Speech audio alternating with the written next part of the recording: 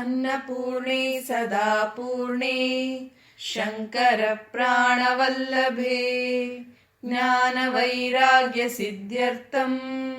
భిక్షాం దేహి చ పార్వతీ.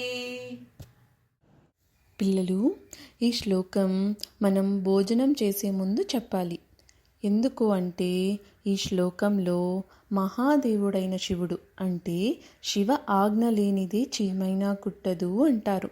అలాంటి మహాశివుని యొక్క భార్య అయిన పార్వతీదేవితో, ఇక్కడ పార్వతీదేవి ఎవరో తెలుసా?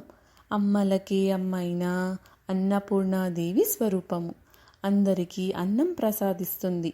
అంతటి దేవితో మహాశివుడు భిక్షాందేహి చ పార్వతీ అంటారట. అంటే నాకు అన్నం జ్ఞానం ప్రసాదించు తల్లి అని మన పరంగా అన్నపూర్ణాదేవితో వేడుకోవడం. ఇప్పుడు అర్థమైందా మరి? పిల్లలు, ప్రతి తల్లిను అన్నపూర్ణ స్వరూపమే.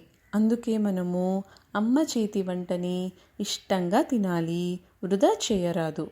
మరి మీరు అన్నం యొక్క గొప్పతనం తెలుసుకున్నారు కదా.